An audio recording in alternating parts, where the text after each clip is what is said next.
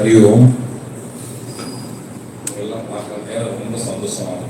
ஏன்னா நான் மாணவர்கள் மாணவிகளோட ரொம்ப அந்த படிப்பு விஷயத்தில் ரொம்ப கருணை செய்வேன், கரிசனம் உள்ளவன். அதை பற்றி நினைச்சு சொன்னேன். இங்கே உள்ள நிர்வாகிகள்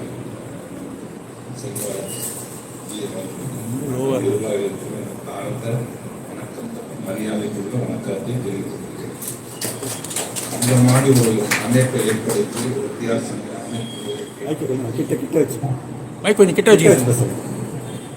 மாதிரி ஒரு அமைப்பை ஏற்படுத்தி இந்த மாதிரி ஒரு கல்வி சேவை செய்வது நம்ம சமுதாயத்துக்கு செய்கிற பெரிய சேவை. நான் 1972 இலங்கையிலிருந்து இந்தியாவுக்கு படிக்கிறதுக்கு வந்தேன். இப்போ நான் திருச்சியில் ஜமால் முகமது காலேஜில் படித்தேன்.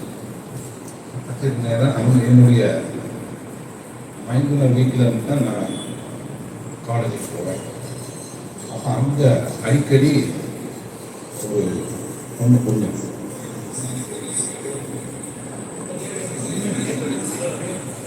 இந்த சங்கத்தில் எப்படின்னா, நான் சேர்ந்திருக்க RSS சங்கத்தில் எப்படின்னா டைம் சொல்லுவாங்க. 40 நிமிஷம் கொடுப்பாங்க.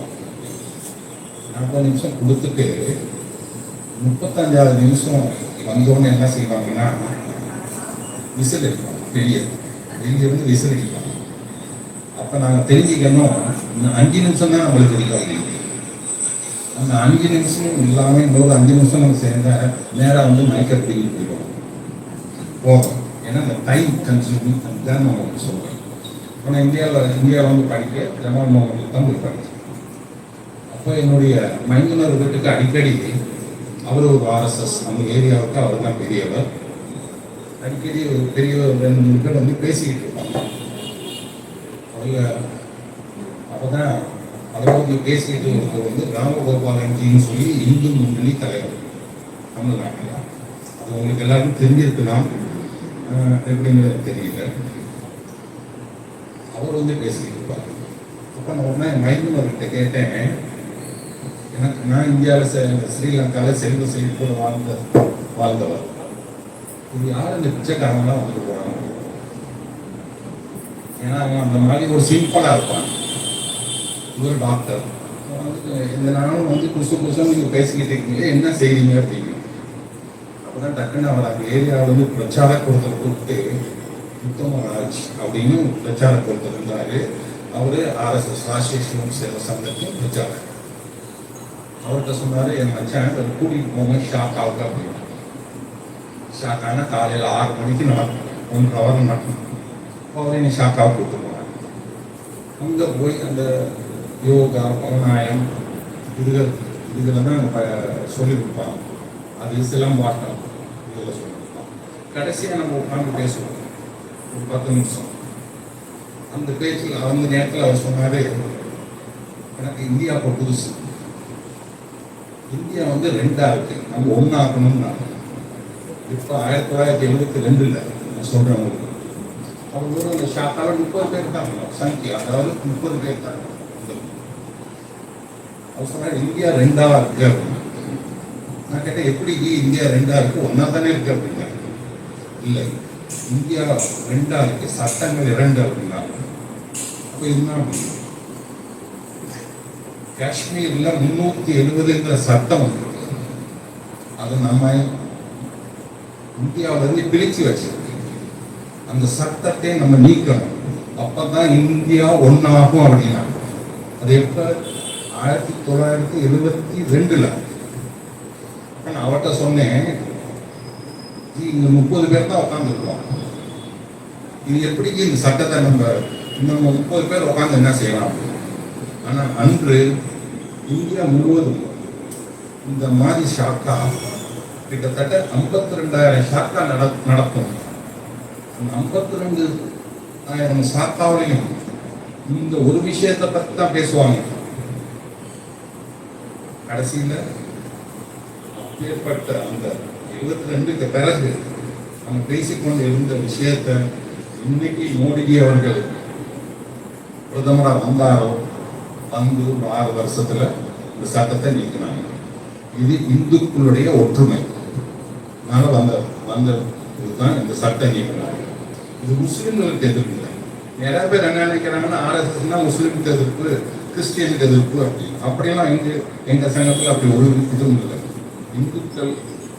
இந்துக்கள் சமமாகவும் பத்திரமாகவும் வாழ்றதுக்காக ஏற்பட்ட சட்டம் தான், அந்த நீக்கின சட்டம் தான் 370. எனக்கு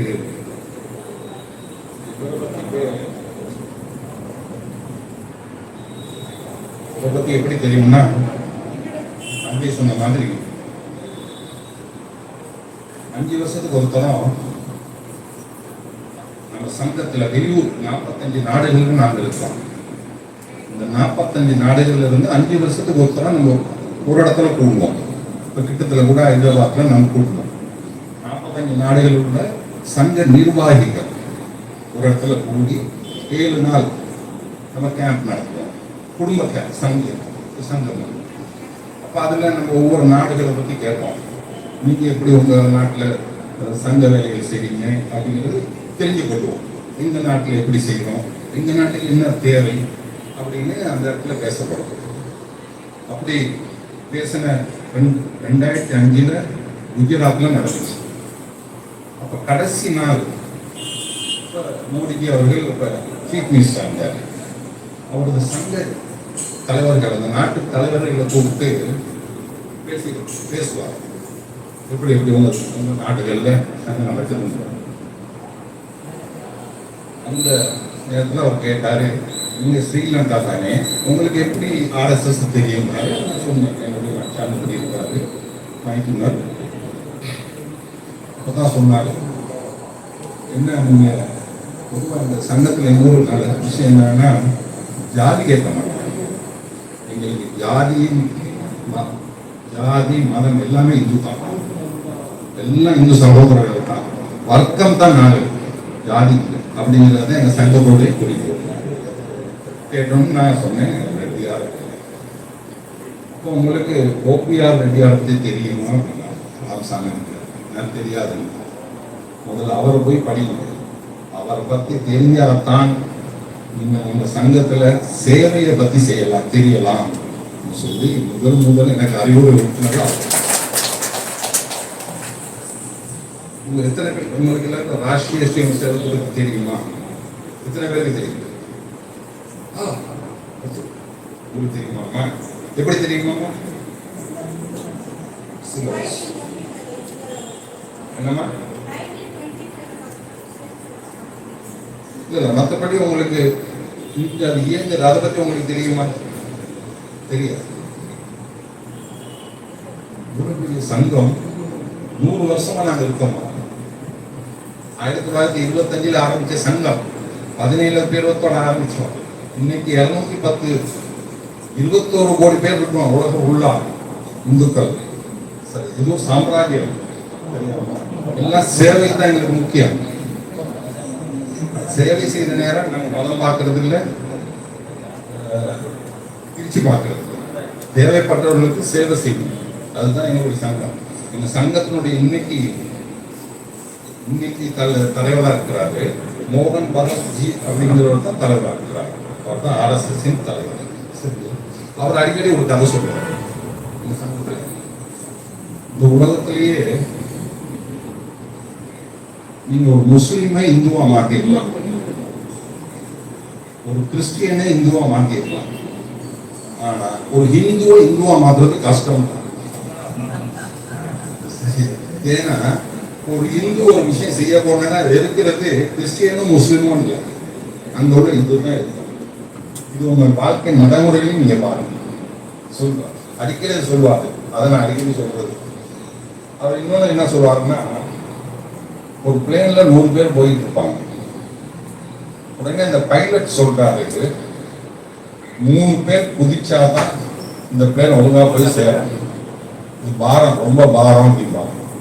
உடனே ஒரு பிரிட்டிஷ்காரன் என்ன செஞ்சான், எந்திரிச்சு மகாராணி வாழ்கன்னு சொல்லி கீழே குடிச்சிட்டார். ஒரு ஜெர்மன்காரன் என்ன செஞ்சான், ஹிட்லர் வாழ்க அப்படின்னு சொல்லிட்டு கீழே குடிச்சிட்டார். நம்ம ஹிந்து ஒருத்தர் எந்திரிச்சு என்ன செஞ்சாரு, ஹிந்து வாழ்கன்னு சொல்லிட்டு பக்கத்துல ஒரு தள்ளி விட்டான். சரியா? இது இது நம்மளை பத்தி, நம்மளுடைய சுயநலங்களை பத்தி அவர் சொல்றார்.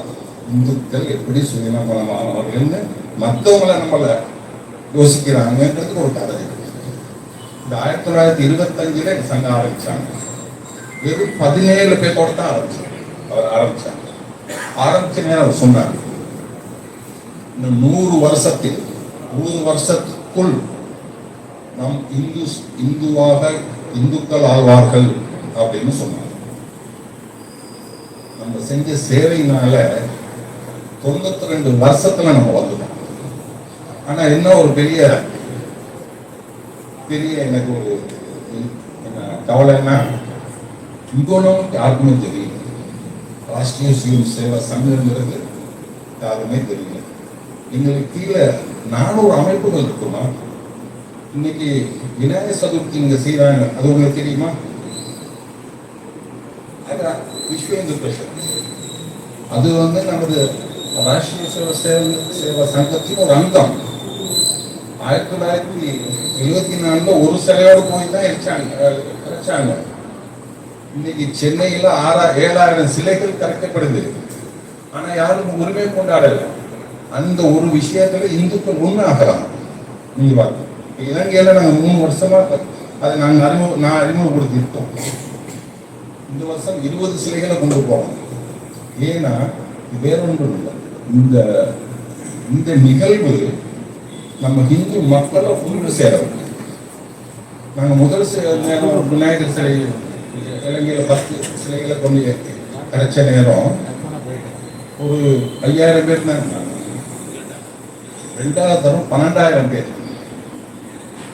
3வது தரம் செய்யற நேரம் நாங்கள் எதிர்பார்க்கறது 25,000 பேர் இந்துக்கள் ஒரு இடத்துல கூடணும். கூடி அதை உங்களுக்கு வாட்ஸ்அப்ல எல்லாம் போடுறோம். இன்னும் விசேஷமாக நடக்கும் அப்படிங்கிறதுக்காக நாங்கள் வாட்ஸ்அப்ல போடுறோம். அப்போ இது இன்றைக்கும் நிலையில இலங்கையும் தமிழ்நாடும் ஒண்ணு. காரணம் என்ன தெரியுமா? தமிழ்நாட்டுல முதலமைச்சரை பத்தி எல்லாருக்கும் தெரியும், விஜய் அவர்கள். அதே மாதிரி இலங்கையில ஜனாதிபதியை பத்தி எல்லாருக்கும் தெரியும், அனுரகுமார திசாநாயக்கங்கிற ஜனாதிபதி. அதை விட்டுட்டு வேற யாரையும் யாருக்கும் தெரியாது. உங்களுக்கு மினிஸ்டர்மார்கள் தெரியுமா? அதே மாதிரி எங்களுக்கு மினிஸ்டர்மார்கள் யாரையும் தெரியாது. அந்த மாதிரி ஒரு சுத்தமான அரசாங்கங்கள் 2 இடத்துல இருக்கு. இந்த இதை பயன்படுத்தி நம்ம என்ன செய்யணும்னா, ஓபிஆருடைய நல்ல விஷயங்களை நமது முதலமைச்சர் அவர்களுக்கு கூறி, அவருக்கு தெரிஞ்சிருக்கு ஓபிஆருடைய வாழ்க்கை வரலாறு இங்குள்ள பாட புத்தகங்கள்ல செய்யணும். யாராருடைய வாழ்க்கை வரலாறு புத்தகங்கள் இருக்கு, ஆனா ஓபிஆருடைய இல்லை. கட்டாயமாக அவருடைய வாழ்க்கை வரலாறு புத்தகத்துல இருக்கணும். அதே மாதிரி யாராருடைய சிலைகளே எங்கெங்கோ பார்க்கலாம். அதாவது சில கோயில்களுக்கு முன்னுக்கு சில சிலைகள் இருக்குமா, அதாவது இந்துக்களுக்கு ரத்த கண்ணீர் வரணும், சாமி கும்பிடுறவன துரோகி அப்படின்னு எழுதி அந்த சிலை கோயிலுக்கு பக்கத்துல வச்சிருக்கோம்.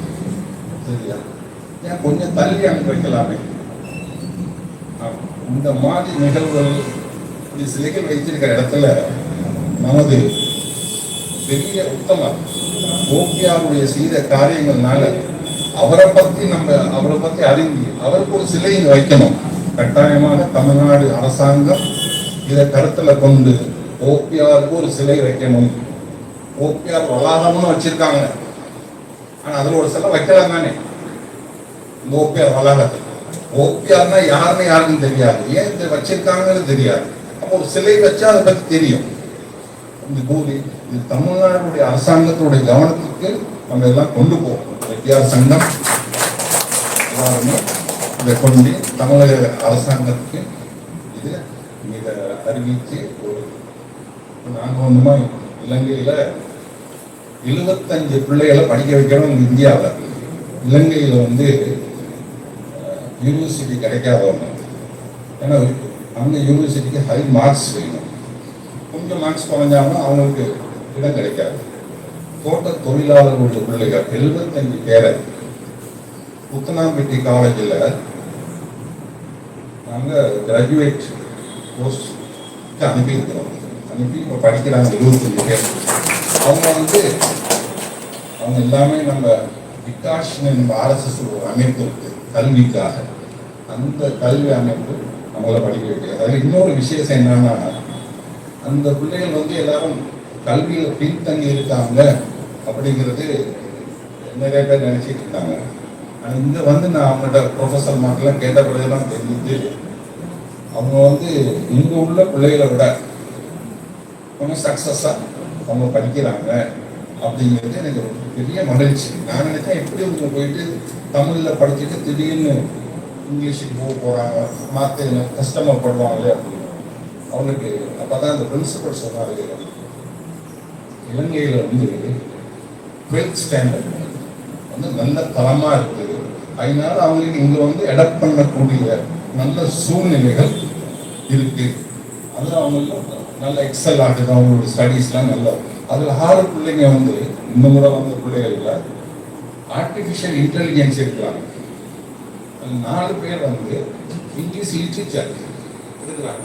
எனக்கே பெரிய ஆச்சரியம், இந்த பிள்ளைங்க இப்படி ஒரு செலக்ட் பண்ணி போயிருக்கு அப்படின்னு பார்த்தா அவங்க நல்ல சக்சஸா இருக்கிறாங்க. அந்த இதில் திறமை ஏன்னா திறமை உள்ளவர்கள் நிறைய, அதாவது ஏழ்மை குடும்பத்தில் வந்திருந்தாலும் இன்று படிப்புக்கு எல்லா வீடுகளிலையும் முக்கியத்துவம் கொடுக்குறாங்க. 20 வருடத்துக்கு முதல்ல என்னுடைய அனுபவம், என்னுடைய தோட்டத்தில் பார்த்தீங்கன்னா என்னுடைய பிளான்டேஷன்ல இந்த சின்ன பிள்ளைகள் ரோட்டில் அலைஞ்சிட்டு இருப்பாங்க. ஸ்கூல் போக மாட்டாங்க, விளையாண்டுக்கிட்டு இருப்பாங்க. ஆனால் இன்று இப்போ கடந்த ஒரு 7 வருஷமா 7-8 வருஷமா நான் பார்க்குறேன், இந்த பிள்ளைகள் கை கடிக்கிட்டு வீட்டுக்கு போகிறாங்க. நான் கேட்குறது, என்ன எந்த டைமில் போகிறீங்க அப்படின்னு.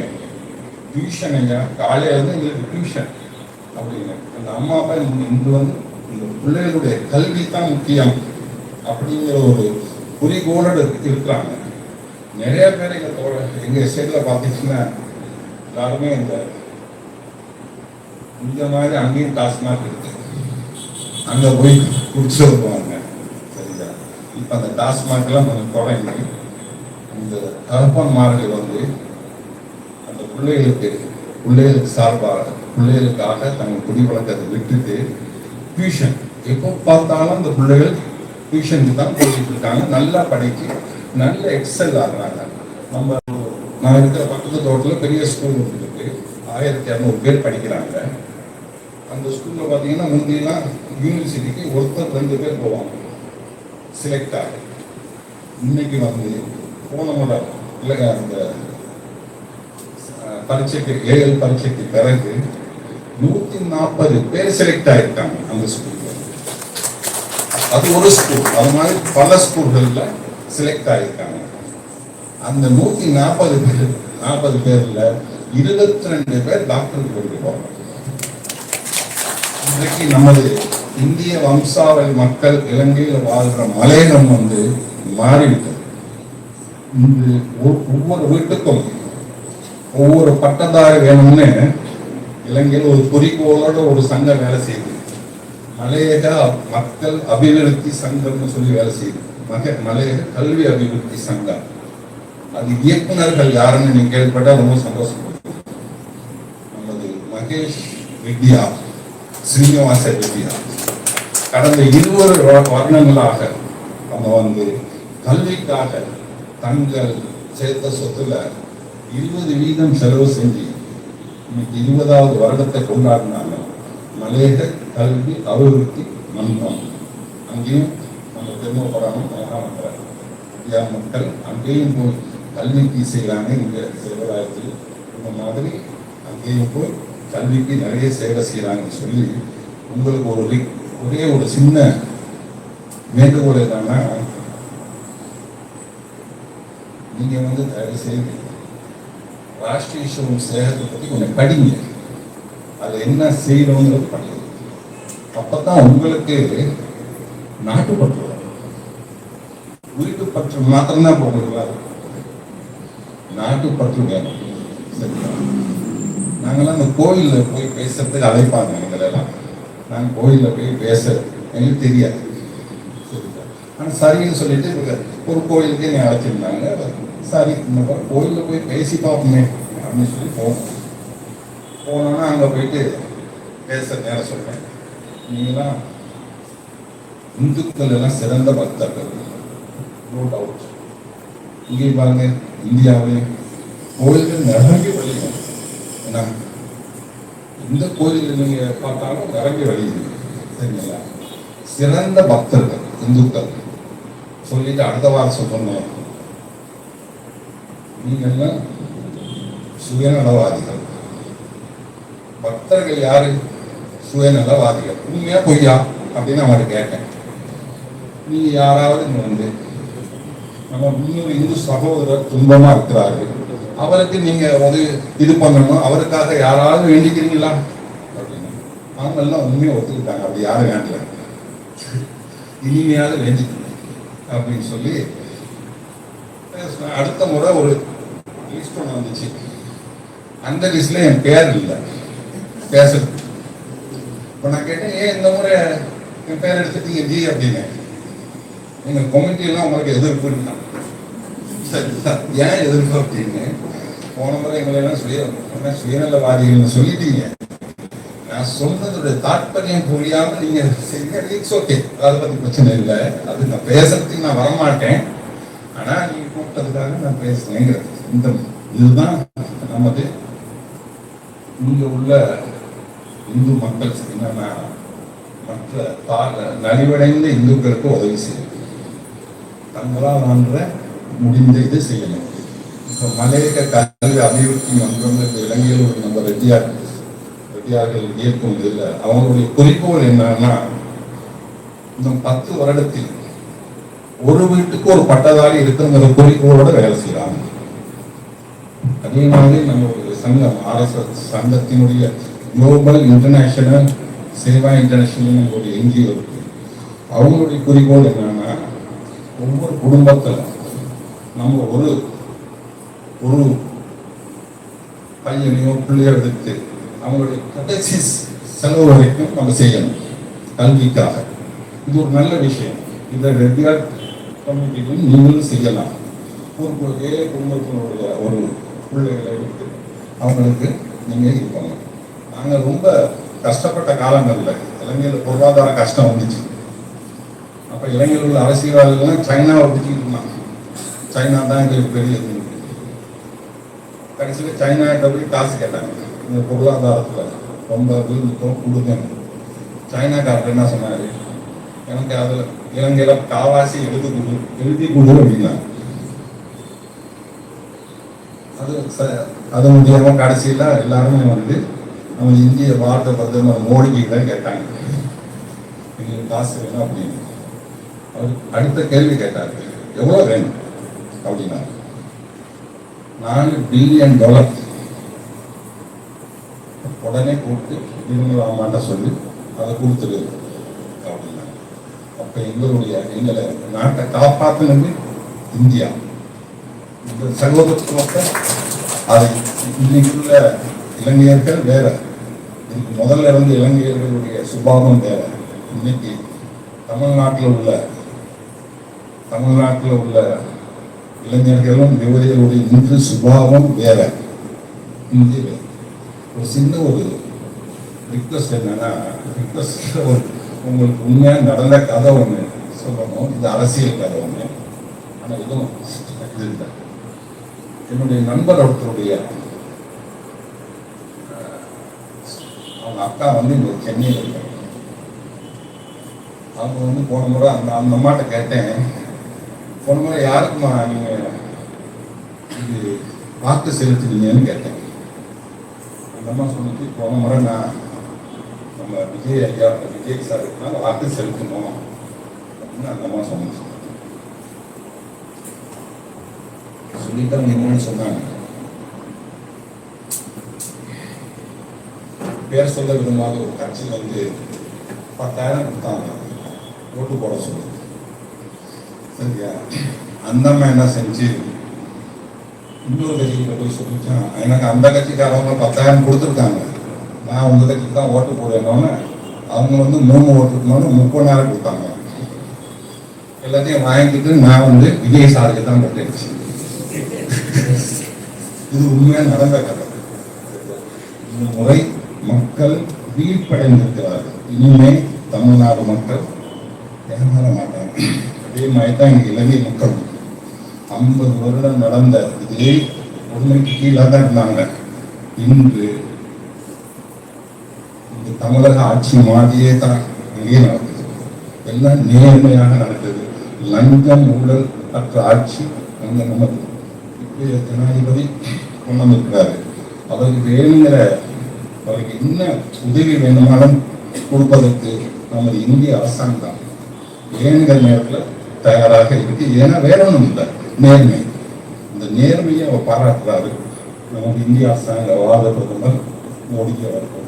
அதனால நம்மலாம் இன்னொன்று இங்கே என்ன அண்மையில் இந்த எக்கனாமிக் டிசாஸ்டர், அதாவது பொருளாதார இது வந்த நேரம் உள்ள பெண் தலைமைத்துவ குடும்பம் அப்படின்னு நாங்கள் ஒரு இது ஒன்று ஆரம்பிச்சிருக்கோம். எங்க சங்கத்துல விதவைகள்னு சொல்லலாம், அது அந்த பேர் சொல்லலாம். அந்த குடும்பங்களுக்கு நாங்கள் வச்சிருக்க பேர் வந்து பெண் தலைமைத்துவ குடும்பம். அவர் இறந்த பிறகு அந்த குடும்பத்தினுடைய தலைமைத்துவம் அந்த பெண் தான் எடுத்துக்கிறாங்க. அதனால பெண் தலைமைத்துவ குடும்பம் தான் வச்சிருக்கோம். அவங்கள இன்னைக்கு அவங்களுக்கு உதவி, அந்த பொருளாதார கஷ்டத்துல அவங்களுக்கு உதவி தேவைப்படுது. நம்ம அமெரிக்காவில் நமது சங்கத்தினுடைய இந்திய இருக்கு, சேவா இன்டர்நேஷனல் சொல்லிட்டு அவங்க என்ன சொன்னாங்க, நாங்கள் உதவி அப்படின்னு சொல்லி அங்குள்ள நம்ம சேல்ஸ் நம்ம RSS காரவங்களாம் சேர்ந்து மாசம், அதாவது ஒவ்வொரு மாசமும் 3000 படிக்கும் குழந்தைகளுக்கு, பெண் தலைமைத்துவ குடும்ப பெண்களுக்கு 3 பிள்ளை இருந்தால் 6000 ரூபாய் கொடுப்போம். அந்த மாதிரி ஒரு சேவை இப்போ 3 வருஷமா செஞ்சுட்டு இருக்கேன். அமெரிக்காவில் உள்ளவங்களுக்கு தெரியாது யாருக்கு கொடுக்குறாங்கன்னா எங்கள் சங்கத்தில் செய்கிறாங்க. அது நம்பிக்கை அந்த இதில் தான். இன்னொன்று இங்கே 2009 யுத்தம் முடிஞ்சோடனே நம்ம சங்கத்தில் உள்ள பெரியவங்கலாம் துபாய்க்கு போனாங்க. அங்கே போய் நாங்கள் உள்ள நம்ம சங்கம் எல்லாத்தையும் கூப்பிட்டு சொன்னாங்க, இலங்கையில் நம்ம யுத்தம் முடிஞ்சிருச்சு, நம்ம இலங்கைக்கு ஏதாவது செய்யணும் அப்படின்னு. அப்போ அங்கே 300 பேர் ஒரு ஹாலில் கூடி முடிவு பண்ணாங்க. அந்த முடிவில் என்னன்னா, இலங்கையில் நாங்கள் கல்விக்கு வேணுங்கிற உதவி செய்கிறோம் அப்படிங்கிறது தான் அவங்களுடைய இது.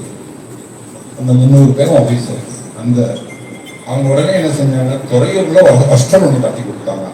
அந்த இடத்தில் 5 கோடி ரூபாய் சேர்ந்துச்சு.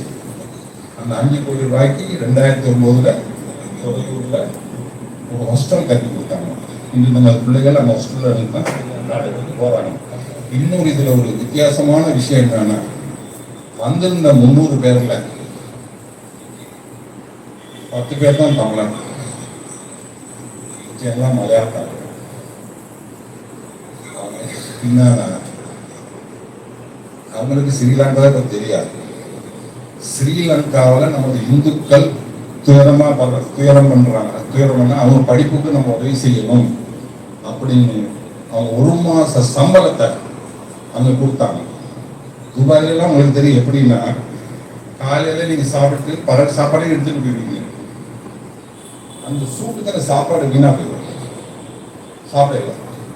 அப்பேற்பட்டவர்கள் நம்ம சங்கத்தின் வேண்டுகோளுக்கு இணங்க நம்ம சங்க உறுப்பினர்கள் மலையாளத்தில் கேரளா அவங்க வந்து தங்களோட 1 மாச சம்பளத்தை ஊர் பெரிய பேர் தெரியாத ஒரு ஊர்ல உள்ள இந்துக்களுக்கு சங்கம் சொல்லுது அப்படின்னு சொல்லிட்டு உதவி செஞ்சாங்க. இன்று அதனால எத்தனையோ எங்க ஏழ்மையாக இருக்க பிள்ளைகள் வந்து படிச்சு பட்டதாரி ஆகியிருக்காங்க. அங்க அந்த பட்டதாரியில ஒருத்தர் வந்து நமக்கு ரிசர்வ் பேங்க் இந்தியா ஸ்ரீலங்காவில் 3வது பெரிய ஆஃபீஸர் இருக்காரு. அவர் இப்போ 3 பேரை அவர் படுக்க வைக்கிறாரு. ஏன்னா அவர் இதன் மூலம் தான் படிக்க வச்சாங்க. இதுதான் நமது சேவை. நம்ம கல்விக்கு சேவை செய்கிறார், வேற ஒண்ணுக்கும் தரும். உங்களை உயர்த்தி விட்டால் உங்க குடும்பம் உயருமா, நீங்க 4 பேருக்கு உதவி செய்யுங்க. நான் இப்படித்தான் படிச்சு இது வந்து ஒரு செயின். சரியா? இன்று கல்வியினுடைய முக்கியத்துவத்தை அறிஞ்சிருக்கிறது. இந்தியாவில் எல்லாருக்கும் கல்வி முக்கியத்துவத்தை பற்றி தெரியும். ஆனால் இலங்கையில் கல்வி முக்கியத்துவம் கடந்த 5 ஆண்டுகள் தான் இவ்வளோ பெரிய ஒரு முக்கியத்துவத்தை பெற்று இன்று அந்த எல்லாரும் யூனிவர்சிட்டிக்கு போய் படிக்கணும், உங்கள் பிள்ளைகள் படிக்கணும்னு சொல்லி போய் படிக்கிறாங்க. தாய் தகப்பனும் அவங்க உழைப்புல 90% அந்த பிள்ளைகளுக்கு கொடுக்குறாங்க.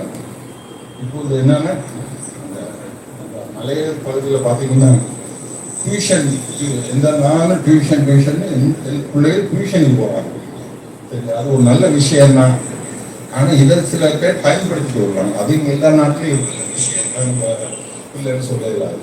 அதனால நீங்கள் படிப்பு, நீங்கள் இப்போ படிக்கிறீங்க பாருங்க, இதுதான் உங்களுடைய வாழ்க்கையின் எதிர்காலம். படித்தா ஒருத்தர் ஒன்றும் செய்யலாம். சரியா? இன்னொன்று மகன் வந்து டாக்டர் படித்தாரு. அவர் இந்த நீட் எக்ஸாமில் ஃபெயில் ஆகிட்டார். இந்த ராமச்சந்திராவில் படித்தாரு. படிச்சுட்டு நாங்கள் காசு கட்ட போனோம். இது கொஞ்சம் சொந்த அதுதான் சொல்கிறேன். கட்ட போன நேரம் நேற்று அவர் ராமச்சந்திராவில் சொல்கிறாரு, நேற்று உங்கள் மோடி ஒரு சட்டத்தை கொண்டாந்துட்டாரு, உங்கள் மகனுக்கு இடம் இல்லை, அவர் நீட் எக்ஸாம் செஞ்சால் தான் அவர் வாங்கலாம் அப்படின்னாரு. நீங்கள் தயவுசெய்து போய் மோடி கிட்ட பேசிட்டு வாங்கன்னாரு. இது வந்து நம்ம பேசலாத ஒரு விஷயம் ஒன்று. சரியா? சரின்னு சொல்லி நான் போனேன் டெல்லிக்கு. நான் சொன்னேன், இந்த முறை என்ஆர்ஐக்கு நீங்கள் தயவுசெய்து கொஞ்சம் கன்சிடர் பண்ணுங்க அப்படின்னு. அப்போ அங்கே இருந்த சுகாதார அமைச்சர் அவர் சொன்னார், இருங்க நான் கேட்டு நாளைக்கு சொல்கிறேன். என்ஆர்ஐ எல்லாம் வந்து இப்போ மோடிஜி அவருக்கு வெளியூர்லாம் போனால் என்ஆர்ஐக்கு தான் அவங்கள வரவேற்கிறாங்க. தான் வந்து சொன்னாங்க, இது சுப்ரீம் கோர்ட் பார் எடுத்துருச்சு, அதனால தயவு செய்து நீங்கள் அந்த நீட் எக்ஸாம் எழுதிட்டு பாஸ்னா உங்கள் பையனை போய் சேருங்க அப்படின்னா. இதுதான் பிஜேபி கவர்மெண்ட். ஆச்சு நேர்மை, எல்லாம் நேர்மையாக தான் நடக்குது. இந்த நீட்னால நீங்கள் பல பிரச்சனைகள் ஏற்படுது. ஆனால் அந்த நீட்னால தான் இன்னைக்கு எத்தனையோ ஏழ்மையில் வாழும் குடும்பங்கள் டாக்டராக இருக்கிறாங்க. கடைசி நான் என்ன செய்ய, என் பையனை சொன்னேன், சரிங்களா ஊர் நமக்கு சரிப்பட்டவரா, நீங்கள் ஸ்ரீலங்காக்கே போவோம் அப்படின்னு. அங்கே ஒரு சின்ன medical college, private medical college அங்கே இருக்கு. ஒரே ஒரு காலேஜ் தான். அது பழைய ஜனாதிபதி ராஜபக்சேக்கு சொந்தம். அப்போ அங்கே போய் சேர்த்து விட்டா அது இந்த மாதிரி ஒரு இதுதான், மெடிக்கல் காலேஜ் தான். ஆனால் ப்ரைவேட்ங்கிறதுனால அந்த வசதி வாய்ப்புகள் போகிறது.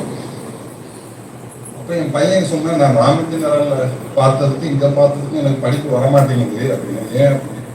ராமச்சந்திரா பெரிய காம்ப்ளெக்ஸ், இது ஒரு சின்ன ஃபேக்ட் மாதிரி இருக்கையா அப்படின்னு. நான் சொன்னேன், வேற வழி இல்லையே படி அப்படின்னு. படிச்சிருக்க நேரம் திடீர்னு ஒன்றா என்ன நடந்துச்சுன்னா, கவர்மெண்ட்ல உள்ள டீச்சர்மார், லாயர்மார், எல்லாரும் கஸ்டம்ஸ் எல்லாருமே ரோட்டுக்கு இறங்கிட்டாங்க. பெரிய போராட்டம். என்ன போராட்டம்னா, இந்த பிரைவேட் மெடிக்கல் காலேஜில் மூடுங்க. சரியா? கிட்டத்தட்ட 1 மாசம் அந்த போராட்டம் நடந்துச்சு. அது மூட சொல்லுது. அதுல 940 பேர் படிக்கிறாங்க. அதாவது ஸ்ரீலங்காவில் உள்ள மாணவர்கள்.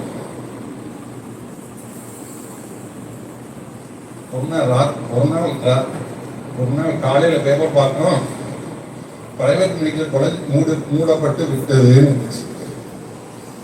சரியா? என்னுடைய மகன் கொஞ்சம் டிப்ரெஷன் ஆகிட்டாரு. உண்மைதான், பார்க்காது காலேஜை மூடிட்டாங்க. சரியா? கடைசியில் எடுத்துட்டு அப்பா பிரைம் மினிஸ்டர் இருந்தார், ரணில் விக்ரமசிங்கன்னு சொல்லிட்டு நல்ல மனிதர்.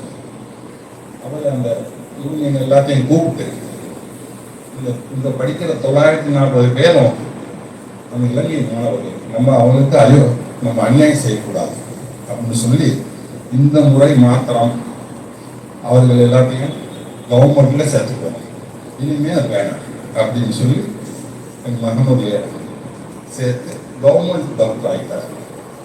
அதுக்கு பிறகு ஒருத்தரம் சுகாதார அமைச்சர் வந்தார் இலங்கைக்கு. வந்து என் நம்பரில் பேசி நான் போனேன். உங்கள் மகன் என்ன செய்யறாரு அப்படின்னாரு. நான் சொன்னேன், நான் மோடிக்கு தான் நன்றி சொல்லணும். ஏன் அப்படி சொல்றீங்க? அவர் நீட்டு கொண்டதுனால தான் என் பையன் ஸ்ரீலங்காவில் படிக்கிறாங்க. இல்லாட்டி இங்கே படிச்சிருந்தால் அவன் ஸ்ரீலங்காவில் வந்து எக்ஸாம் எழுதியிருக்கணும். அந்த எக்ஸாம் வந்து 3 வருஷம் பாஸ் பண்ண விட மாட்டாங்க இலங்கையில். இங்கெல்லாம் லேசாக நீங்கள் எம்பிபிஎஸ் முடிச்சா எம்பி போய்க்கலாம். அங்கெல்லாம் அப்படி இல்லை. எம்பிபிஎஸ் முடிச்சா நீங்கள் 1 வருஷம் கவர்மெண்ட்டில் வேலை செஞ்சு அவங்க அப்ரூவ் பண்ணி அப்புறமே எம்பிக்கு போவாங்க. சரிங்களா? அதனால ஆனால் அந்த கவர்மெண்ட் காலேஜில் படித்தா தேவையில்லை. அவர் இங்கே எம்பிபிஎஸ் படிச்சிட்டாரு. அதோட இன்னொன்று எனக்கு என்னன்னா, ஒரு பெரிய ஒரு உதவி செஞ்சிருக்காரு அப்படின்னா, என்ன உதவி அப்படின்னா, இங்கே வந்து 1.5 கோடி ரூபா கேட்டாங்க. என்ன போட்டாலும் 1.5 கோடி. சரிங்களா? இலங்கையிலே வெறும் 20 லட்ச ரூபா தான் போச்சு. இந்தியா காசுக்கு 20 லட்ச ரூபா. அதனால நம்மளுடைய நீட்டுக்கு நான் என்னைக்கு நன்றி சொல்றேன். இங்குள்ளவங்க வேற என்ன நீட் எக்ஸாமுக்கு நன்றி சொல்றேன். இங்குள்ள ஏழை எளிய மக்கள் இன்னைக்கு டாக்டரா படிக்கணும்னா இந்த நீட் அவசியம். அது இங்குள்ள மக்கள், இங்குள்ள மாணவர்கள் புரிஞ்சுக்கணும்.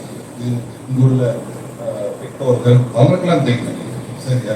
சில பேருக்கு இது நீட்டை நம்ம இல்லாமக்கணும் இருக்கு சில குரல்கள். அதுவும் ஜனநாயக நாட்டில் பல குரல்கள் ஒழிக்கட்டும். சரியா?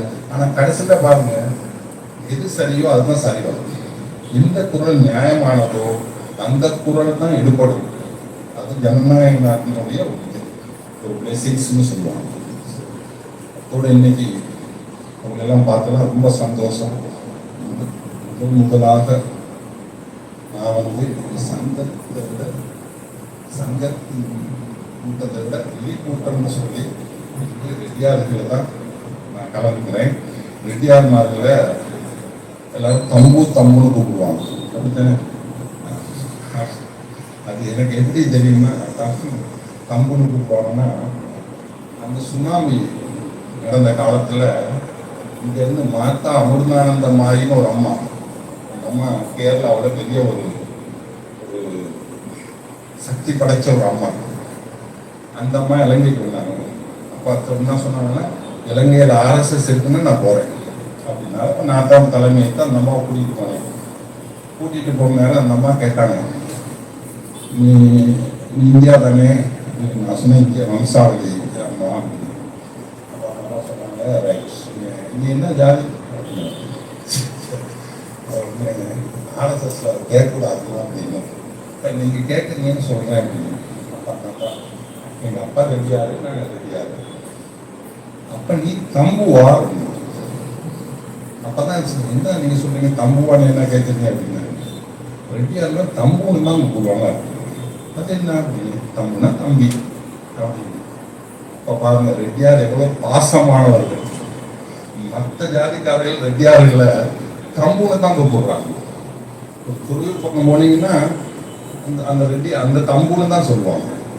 அந்த மாதிரி ஒரு பாச பிணைப்போடு இருக்கிற ஒரு இனம் தான் ரெட்டியார் இனம். அவங்க செய்கிற நல்ல காரியங்களுக்கு இலங்கை சார்பாகவும் மற்ற நம்ம ரெட்டியார் வம்ச சார்பாகவும் நாங்கள் முழு ஒத்துழைப்பை வழங்குவதற்கு தயாராக இருக்கிறோம் இன்று நாங்கள் அறிந்து கொண்டோம். அவர்களுடைய சேவைகள் எப்பேற்பட்டு இருக்கின்றது. ஒரே ஒரு திரும்பவும் ஒரு வேண்டுகோள், இந்த நல்லவரை தயவு செய்து பாட புத்தகங்களில் நல்லவருடைய சரித்திரம் சேர வேண்டும். OPR வளாகத்தில் அவருடைய சிலை வைக்க வேண்டும். இது தமிழக மக்கள் குரல் கொடுக்க வேண்டும். நான் என்னாலான முடிந்த குரல்களில் செய்து உங்களுக்கு இந்த இதை சக்சஸாக வருவதற்கு நம்ம செய்வோம். ஏன்னா இன்னைக்கு நீங்க பார்த்தீங்கன்னா, நம்ம சரித்திர புத்தகங்கள்ல முகலியார்களை வந்து பெருசா வர்ணிச்சிருப்பாங்க. இந்தியா அவங்க முஸ்லீம் அவங்க வந்து படையெடுத்து அவங்க என்ன நல்லது செஞ்சாங்கிறத விட, அது என்ன கெட்டது செஞ்சாங்கிறத விட அவங்க என்ன ஒரு சின்ன ஒரு விஷயங்கள் இருக்கும். நாங்கள் டெல்லி கோட்டைக்கு அக்பர் கோட்டைக்கு போயிருக்கோம்.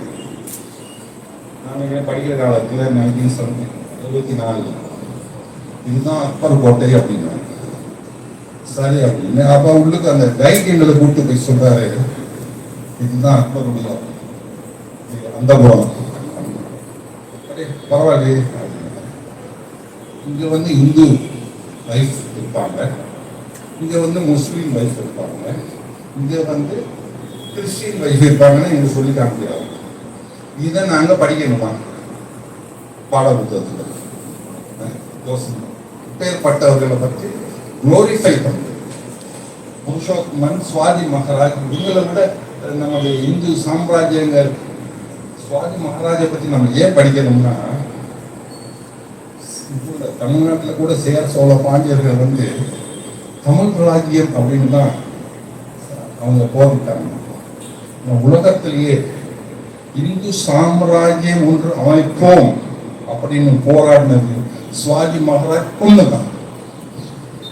நான் இலங்கையில் நாங்கள் RSS வேலை செஞ்சிட்டு இருக்க நேரம் இது நம்ம சங்கத்தில் ஏற்பட்ட அனுபவத்தை நான் ஒரு சொல்றேன்.